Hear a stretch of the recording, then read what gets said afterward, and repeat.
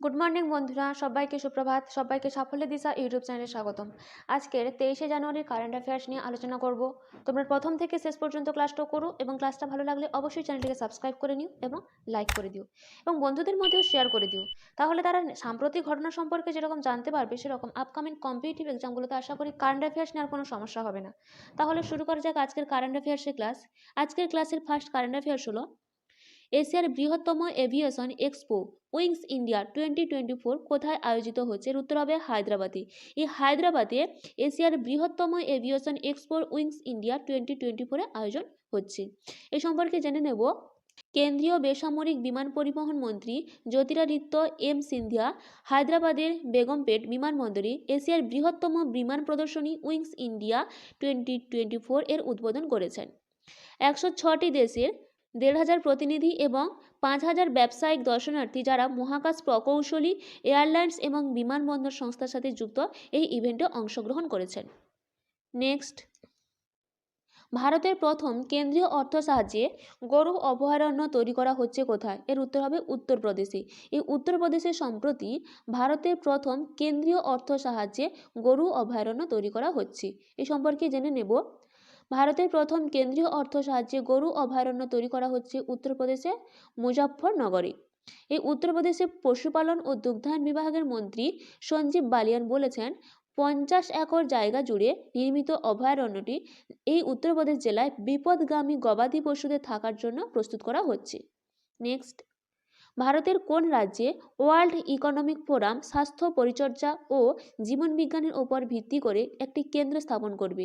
এর উত্তর হবে তেলেঙ্গানাতে। তেলেঙ্গানাতে ওয়ার্ল্ড ইকোনমিক ফোরাম স্বাস্থ্য পরিচর্যা ও জীবনবিজ্ঞানের ওপর ভিত্তি করে একটি কেন্দ্র স্থাপন করবে। এই সম্পর্কে জেনে নেব। ওয়ার্ল্ড ইকোনমিক ফোরাম WEF তেলেঙ্গানার হায়দ্রাবাদে স্বাস্থ্য সেবা এবং জীবনবিজ্ঞানের ওপর দৃষ্টি নিবদ্ধ করে চতুর্থ শিল্প বিপ্লবের কেন্দ্র C4IR স্থাপন করতে চলেছে। এই C4IR তেলেঙ্গানা একটি স্বায়ত্তশাসিত অলাভজনক সংস্থা হবে এবং ভারতের ওয়ার্ল্ড ইকোনমিক ফোরামের একমাত্র সংস্থা হবে। সুইজারল্যান্ডের দাভোসে ফোরামের বার্ষিক সভায় তেলেঙ্গানা সরকার এবং WEF এর মধ্যে একটি সহযোগিতা চুক্তি স্বাক্ষরিত হয়। নেক্সট, মিস মেঘালয়া গেমস এর উদ্বোধন করলেন কে? এর উত্তর হবে আমাদের রাষ্ট্রপতি দ্রৌপদী মুর্মু। ইনি সম্প্রতি মিস মেঘালয়া গেমসের উদ্বোধন করেছেন। এই সম্পর্কে জেনে নেব। প্রথম মেঘালয় সফরে এসে রাষ্ট্রপতি দ্রৌপদী মুর্মু তুরার পূর্ণ সাংমা স্টেডিয়ামে পঞ্চম মেঘালয় গেমসের উদ্বোধন করেছেন। নেক্সট, শ্রীরাম জন্মভূমির ওপর 6টি স্মারক পোস্টাল স্ট্যাম্পের প্রকাশ করলেন কে? এর উত্তর হবে আমাদের প্রধানমন্ত্রী নরেন্দ্র মোদী। আমাদের প্রধানমন্ত্রী নরেন্দ্র মোদী সম্প্রতি শ্রীরাম জন্মভূমির ওপর 6টি স্মারক পোস্টাল স্ট্যাম্পের একটি প্রকাশ করেছেন। এ সম্পর্কে জেনে নেব। প্রধানমন্ত্রী নরেন্দ্র মোদী অযোধ্যা রাম মন্দিরের জন্য উৎসর্গীকৃত একটি স্মারক ডাক টিকিট এবং সারা বিশ্ব থেকে ডাক টিকিট সমন্বিত একটি বই প্রকাশ করেছেন। 6টি ভিন্ন নকশা সহ এই ডাক টিকিটগুলি শ্রীরাম জন্মভূমির মন্দিরের সারমর্মকে চিত্রিত করে। এর একটি উল্লেখযোগ্য বিষয় যে অযোধ্যায় রাম মন্দিরের পবিত্রতার কর্মসূচি প্রধানমন্ত্রী নরেন্দ্র মোদী 22শে জানুয়ারিটি সম্পন্ন করবেন। নেক্সট, জম্মু ও কাশ্মীরে অপারেশন সর্বশক্তি লঞ্চ করলেন কে? উত্তর হবে ইন্ডিয়ান আর্মি। এই ইন্ডিয়ান আর্মি জম্মু ও কাশ্মীরে অপারেশন সর্বশক্তিটি লঞ্চ করেছেন। Next, eastern Naval command chief officer হিসাবে কাকে নিযুক্ত করা হয়েছে? এর উত্তর হবে শান্তানু ঝাকে। এই শান্তানু ঝাকে ইস্টার্ন নেভাল কমান্ডের চিফ অফ স্টাফ অফিসার হিসেবে নিযুক্ত করা হয়েছে। সম্পর্কে জেনে নেব আমরা। রিয়ার অ্যাডমিরাল শান্তানু ঝাকে সদর দপ্তর পূর্ব নৌ কমান্ডের চিফ স্টাফ অফিসার হিসেবে নিয়োগ করা হয়েছে। এই রিয়ার অ্যাডমিরাল জাতীয় প্রতিরক্ষা একাডেমির একজন স্নাতক এবং একজন নেভিগেশন এবং গাইডেন্স বিশেষজ্ঞ এই শান্তানু ঝা। এই ইস্টার্ন নেভাল কমান্ড ভারতীয় নৌবাহিনীর 3টি কমান্ড স্তরের কেন্দ্রগুলির মধ্যে একটি গুরুত্বপূর্ণ কেন্দ্র। আচ্ছা, এর সদর দপ্তর কোথায়? এর সদর দপ্তর অন্ধ্রপ্রদেশের বিশাখাপত্তনমে রয়েছে। নেক্সট, কাকে international sports personality of the year অ্যাওয়ার্ডে সম্মানিত করা হলো? এর উত্তর হবে জিয়ান্নি ইনফ্যান্তিনো। এই জিয়ান্নি ইনফ্যান্তিনোকে international sports personality of the year অ্যাওয়ার্ডে সম্মানিত করা হয়েছে। এ সম্পর্কে আমরা জেনে নেব। Mohammed bin Rashid Al Maktoum creative sports awards এর একটি অনুষ্ঠানে ফিফা প্রেসিডেন্ট জিয়ানি ইনফ্যান্তিনোকে মর্যাদাপূর্ণ আন্তর্জাতিক ক্রীড়া ব্যক্তিত্বের বর্ষসেরা পুরস্কারটি প্রদান করা হয়। শেখ মোহাম্মদ বিন রশিদ আল মাকতুম দ্বারা প্রদর্শিত খেলাধুলার প্রতি অনুপ্রাণিত এই ইভেন্টটি 2009 সালে প্রতিষ্ঠার পর ক্রীড়াক্ষেত্রে এটি অসামান্য অর্জন হিসেবে স্বীকৃতি হয়ে দিয়ে আসছে।